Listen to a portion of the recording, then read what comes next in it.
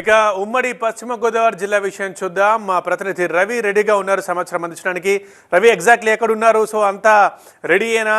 అభ్యర్థులు ఏజెంట్లు అందరూ కౌంటింగ్ కేంద్రానికి చేరుకున్నారా? ఎలా ఉంది అక్కడ పరిస్థితి?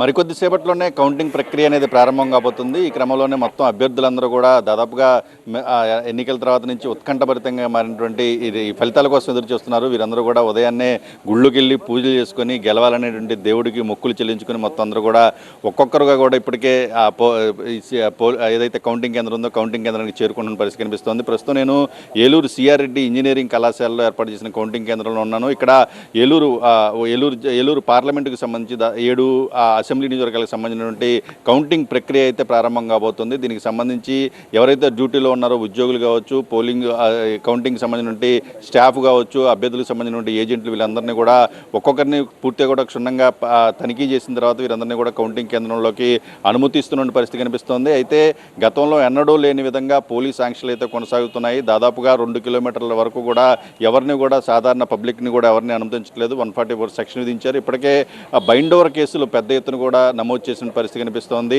పోస్టల్ బ్యాలెట్లు లెక్కించేటప్పుడు కావచ్చు, లేదా ఈవీఎంల కౌంటింగ్ ప్రారంభమైన తర్వాత కూడా ఏజెంట్లకు సంబంధించి ఎలాంటి ఎవరన్నా సరే వివాదాలు తలెత్తకుండా కూడా చర్యలు తీసుకుంటారు. ఒకవేళ కనుక అలాంటి వాళ్ళని కూడా ఎవరన్నా కనుక సమస్యలు క్రియేట్ చేస్తే ఉద్దేశపూర్వకంగా వారిని బయటికి పంపించేందుకు కూడా ఏర్పాట్లు చేస్తూ పోలీసులు సిద్ధంగా ఉన్నటువంటి పరిస్థితి కనిపిస్తుంది.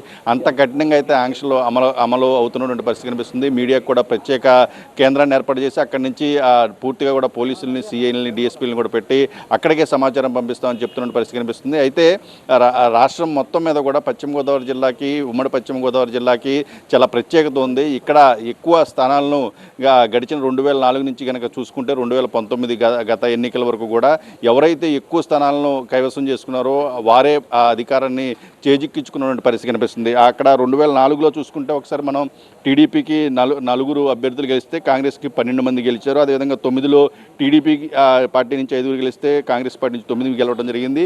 2014లో మొత్తం పూర్తిగా కూడా 15 నియోజకవర్గాలు కూడా పూర్తిగా కూడా 15 నియోజకవర్గాలు టీడీపీ కైవసం చేసుకుంది. ఇక 2019లో అయితే 13 స్థానాల్లో వైసీపీ గెలుపొందితే 2 స్థానాలకు మాత్రమే టీడీపీ పరిమితమైన పరిస్థితి. ఈ నేపథ్యంలో ఈసారి 2 జిల్లాలుగా విడిపోయిన తర్వాత కేవలం 14 అంటే ఏలూరు పార్లమెంట్కి సంబంధించి 7 నియోజకవర్గాలు, అదేవిధంగా నర్సాపురం పార్లమెంట్కి సంబంధించి కూడా నియోజకవర్గాలు ఇలా విడిపోయిన నేపథ్యంలో ఉమ్మడి పశ్చిమ గోదావరి జిల్లా వ్యాప్తంగా 3 అంటే గతంలో ఉన్నటువంటి 3 నియోజకవర్గాలు ఏదైతే గోపాలపురం కావచ్చు, నిడదవోలు కావచ్చు, కొవ్వూరు కావచ్చు, ఈ 3 రాజమండ్రి పార్లమెంట్కి వెళ్ళిన నేపథ్యంలో ఈసారి ఫలితాలపైన అయితే మాత్రం చాలా ఉత్కంఠ నెలకొంది.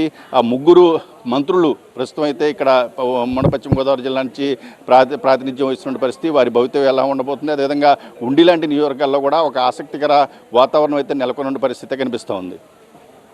రైట్ రవి. రైట్ సమయం